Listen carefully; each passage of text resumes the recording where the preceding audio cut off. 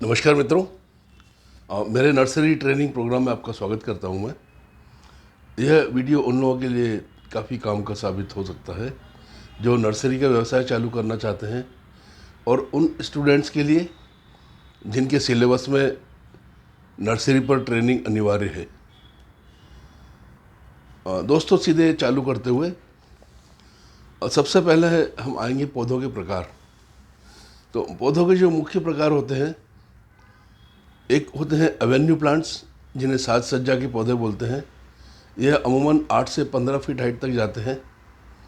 ये या तो बाउंड्री वॉल पर लगते हैं या रास्तों के साइड में लगते हैं, और अधिकतर इनमें से हरी पत्तियों के होते हैं और उन्हीं के कारण इनकी शोभा रहती है, जैसे फाइकस, गोल्डन साइप्रस आदि।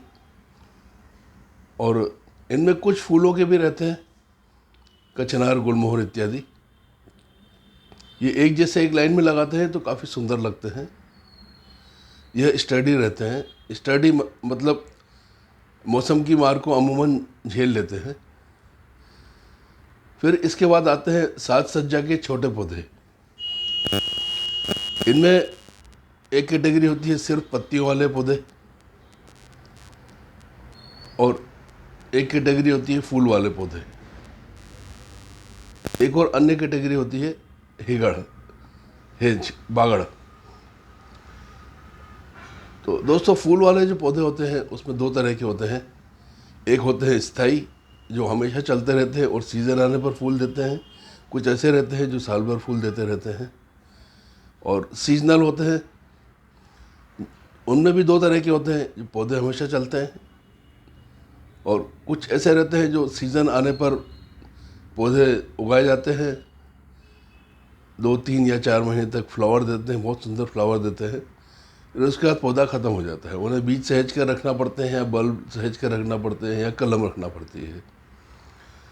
बागड़ में एक काफ़ी छोटे साइज़ वाली बागड़ आती है, नरबीर, दुरंटा वगैरह, और एक मीडियम साइज़ की बागड़ आती है। 2 हाइट की रहती है बागड़। इसके अलावा दोस्तों, बेलें रहती हैं, क्रीपर्स। बेलें भी 2 प्रकार की रहती हैं, एक हरी पत्तियों वाली रहती है और एक फूल वाली रहती है। इनमें बहुत अलग अलग तरह की आती हैं, अलग अलग वातावरण के हिसाब से पनपने वाली। फिर दोस्तों आते हैं जलीय पौधे, जिसमें जल गोभी, जल कुंभी नहीं, जल गोभी, कमल और वाटर लिली। वाटर लिली और कमल में फ़र्क रहता है, दोनों अलग अलग चीज़ें होती हैं। वाटर लिली का साइज़ छोटा होता है और कमल का साइज़ बड़ा होता है। कैक्टस एक बहुत बड़ा सेक्टर रहता है, हजारों प्रकार के कैक्टस आते हैं। एडेनियम होते हैं, यह भी एक बहुत बड़ा फील्ड है। बहुत तरह के एडेनियम आते हैं, और सादे एडेनियम आते हैं, ग्राफ्टेड आते हैं, मल्टी ग्राफ्टेड आते हैं, सेकुलेंट्स होते हैं। सेकुलेंट्स भी एक बहुत बड़ा फील्ड है। ये ऐसे पौधे रहते हैं जिन्हें कम धूप चाहिए रहती है, नमी कम चाहिए रहती है, अपनी पत्तियों में नमी सहेज के रखते हैं, फूल नहीं रहते और अपने आप में बड़े सुंदर लगते हैं। डिस्क्रिप्शन बॉक्स में और ज़्यादा डिटेल डाल दूंगा, यहाँ पर मैं बोलता तो काफ़ी लंबा हो जाता है वीडियो। हैंगिंग प्लांट्स होते हैं, जो हैंगिंग गमलों में लगाए जाते हैं और सुंदरता प्रदान करते हैं। हैंगिंग में अमूमन फूल वाले पौधे नहीं रहते, ये पत्तियों से अपनी सुंदरता देते हैं। इसके अलावा एक सेक्शन आता है दोस्तों इंडोर पौधों का। इसमें छोटे पौधे रहते हैं और बड़े पौधे रहते हैं। छोटों में एग्लोनिमा हुआ, पाम की छोटी वेराइटी, जीजी प्लांट वगैरह। और बड़े जो होते हैं उसमें अरेका पाम होते हैं, फिडल लीफ प्लांट होता है, शिफ्लेरा, अरेलिया आदि। कुछ परजीवी पौधे होते हैं, ये अमूमन नर्सरी में नहीं रखे जाते, लेकिन जानकारी होना चाहिए आपको। और आपके क्षेत्र में अगर इस तरह का वातावरण है तो आप रख सकते हैं। पिचर प्लांट आदि इस तरह के 3-4 आते हैं। और फिर कुछ धार्मिक पौधे रहते हैं, जैसे तुलसी, आंवला, बेलपत्र, बरगद, पीपल, इनकी लोग पूजा करते हैं। रुद्राक्ष हो गया। और राशि के अनुसार पौधे रहते हैं, उसका मैंने अलग से वीडियो बनाया हुआ है। खेती की फसल के लिए अलग पौधे रहते हैं, वो नर्सरियों में नहीं रहते हैं। सीडलिंग और सीड्स ये भी नर्सरी में रखे जाते हैं। बीज में सब्जियों के बीज और सीजनल फ्लावर के बीज आपको मिल जाते हैं नर्सरियों में। और सीडलिंग जो छोटे छोटे पौधे होते हैं, कुछ नर्सरियाँ उनको लाकर बेचती हैं या फिर बनाकर बेचती हैं। छोटे छोटे पौधे सस्ते मिलते हैं, इन्हें अगर सहेज कर आप कर लें तो आपको पौधा सस्ता पड़ता है। कुछ पौधे बल्ब से तैयार होते हैं, जैसे लिली हुआ, रजनीगंधा हुआ, डहेलिया आदि, कैलेडियम हुआ। तो इनके बल्ब सीज़न में चलते हैं ये पौधे, फिर उसके बाद समाप्त हो जाते हैं। फिर इनके बल्ब सहेज के रख कर अगले सीज़न के पहले फिर लगा दिए जाते हैं, तो ये फिर उग जाते हैं। इनके बल्ब को काट कर तरीके से प्रोपोगेट भी कर सकते हैं, 1 के 2, 2 के 4।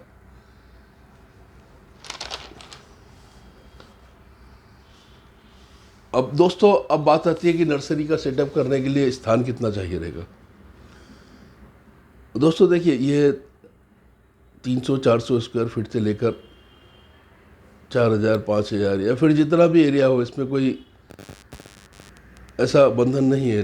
लेकिन उसमें यह है कि ज़्यादा बड़ी नर्सरी रहेगी, आप ज़्यादा बड़ा स्टॉक रख पाएंगे, ज़्यादा बड़ा व्यवसाय कर पाएंगे। मुख्य बात रहती है कि आपने मैनेज किस तरीके से किया है, ग्राहकों से आप किससे डील करते हैं। एक नर्सरी में जो एरिया होना चाहिए वो अलग अलग कैटेगरी के एरिया होते हैं एक ही नर्सरी में।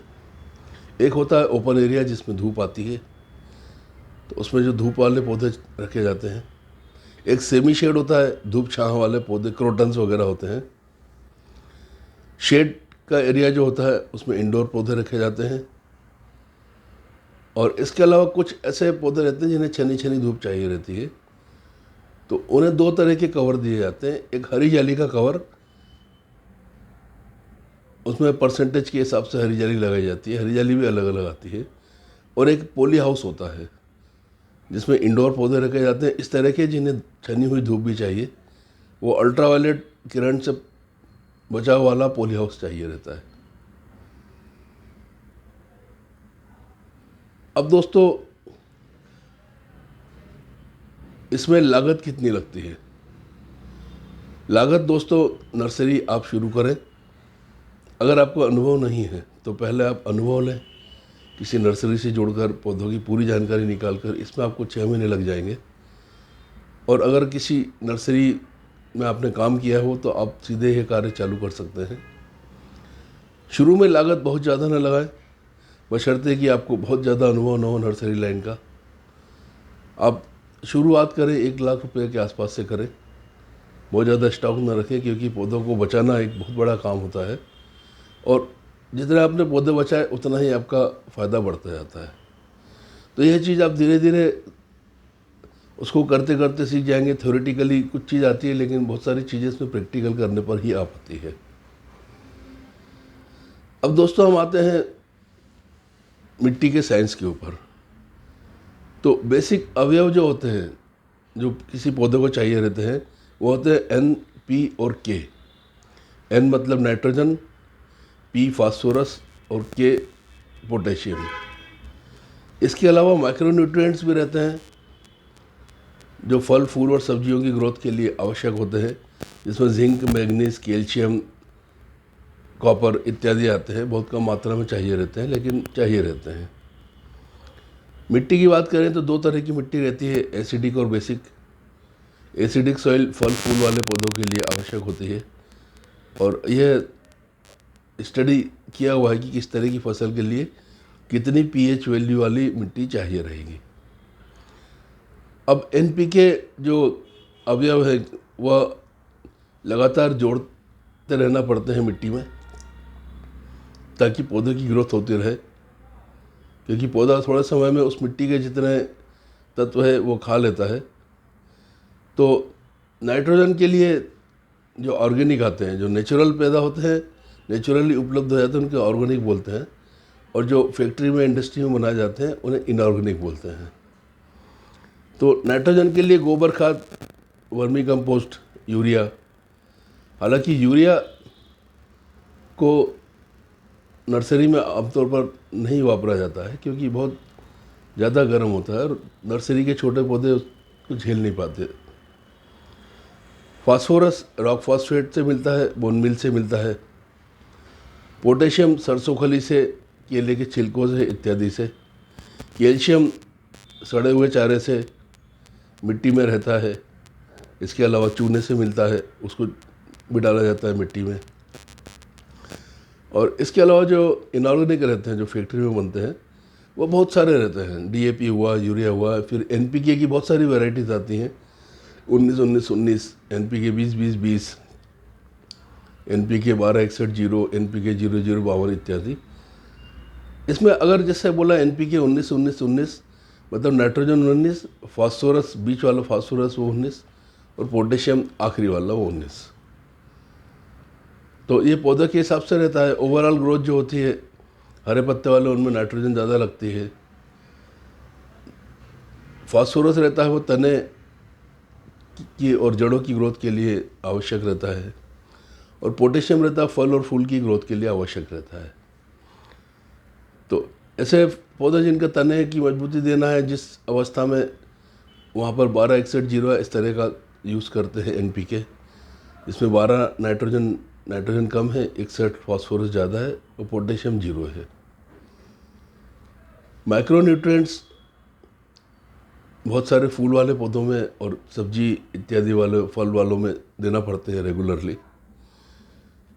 तो जो सब्जियों और फूल को कंपोस्ट बनते हैं, इसमें नेचुरली माइक्रोन्यूट्रिएंट्स मिल जाते हैं। और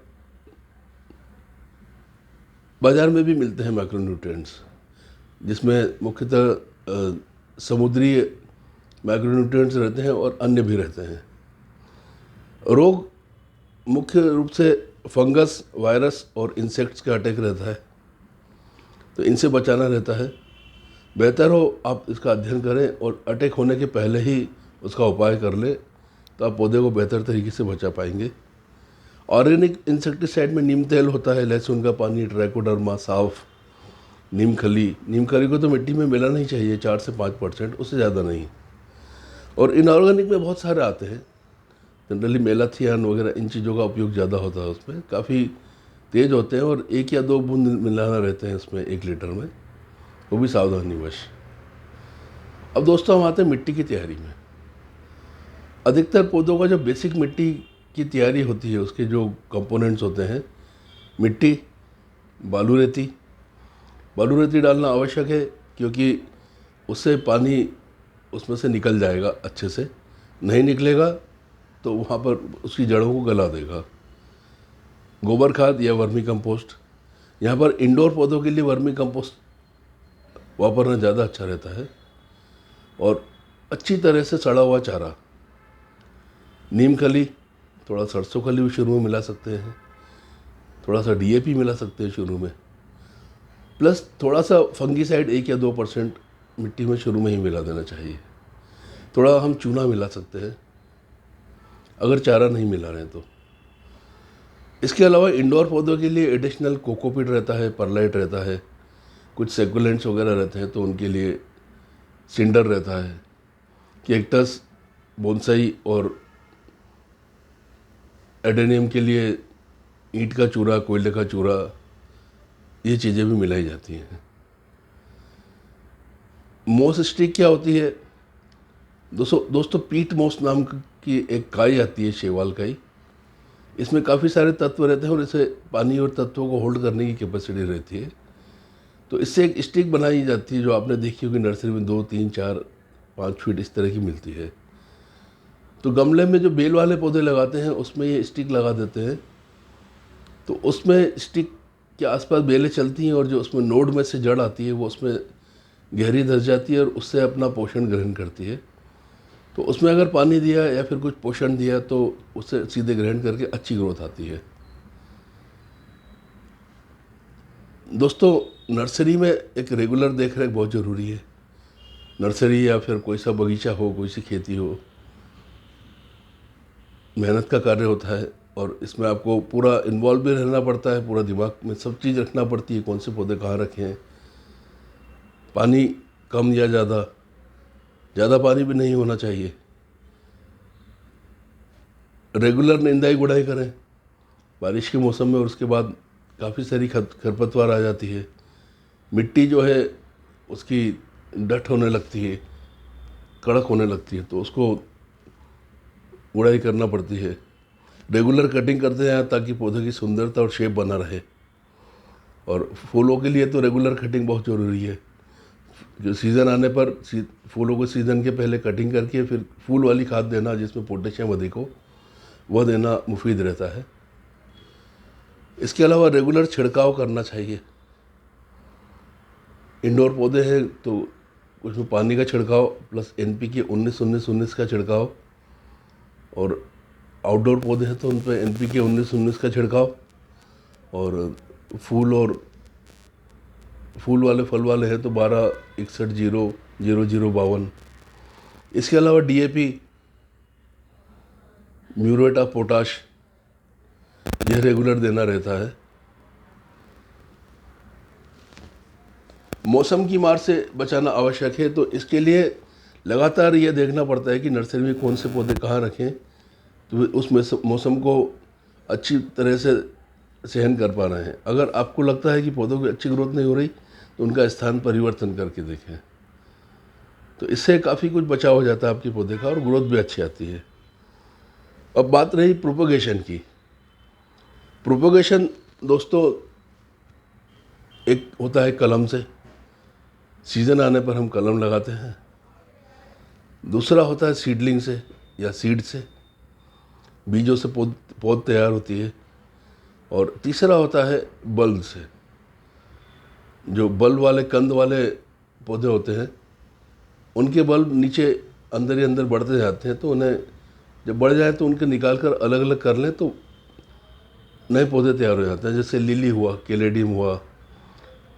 इनको अगर कैलेडियम उदाहरण के लिए, तो उसके बल्ब को काट लिया जाए और व्यवस्थित तरीके से लगाया जाए तो नया पौधा तैयार हो जाता है। सीडलिंग के लिए दोस्तों जो मिट्टी होती है उसमें कोकोपीट, परलाइट और वर्मिकोलाइट रहता है। थोड़ा सा फंगीसाइड बहुत कम मात्रा में वापरते हैं। इन्हें किसी पोली हाउस या इस तरह की जगह में रखते हैं ताकि नमी और हल्की सी गर्मी बनी रहे। जो ज़मीन के अंदर जिस तरह का वातावरण मिलता है वैसा मिल जाए तो वो पौधे उग जाते हैं। उग जाने के बाद भी केयर काफ़ी करना पड़ती है, क्योंकि सीडलिंग को पौधे तक ले जाना काफ़ी कठिन कार्य होता है। लगातार देखरेख की ज़रूरत होती है। दोस्तों, नर्सरी के व्यवसाय में एक सबसे बड़ा काम आता है कि आपको हर चीज़ की जानकारी हो।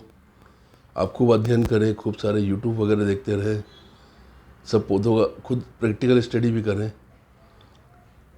और कस्टमर डीलिंग एक बहुत महत्वपूर्ण पहलू होता है कि आप कस्टमर से कैसे डील कर रहे हैं, आप उनके सारे क्वेरीज़ का जवाब दे पा रहे हैं। उनको ये बताना आवश्यक होता है कि घर पर पौधा ले जाएंगे तो किस तरीके से लगाएं वो, ताकि उस पौधे को अच्छे से सुंदर बना के रख सकें हमेशा के लिए। ऐसा ना हो कि उनके घर जाके फिर वो पौधा न चल पाए। तो आपको छोटी छोटी बातें सब जानकारी में होना चाहिए। तो दोस्तों, उम्मीद है इस वीडियो से आपको कुछ सीखने को मिलेगा। मेरी भी खुद की नर्सरी है, मैं भी सीखता रहता हूँ और ये लगातार सीखने की प्रक्रिया है, कभी ख़त्म नहीं होती ज़िंदगी में। ऐसे ही और वीडियोस के लिए आप मेरे साथ जुड़े रहें। आपको कुछ भी सजेशन हो तो आप कमेंट बॉक्स में कमेंट करके मुझे बताएं। शेयर करें, लाइक करें, सब्सक्राइब करें। धन्यवाद।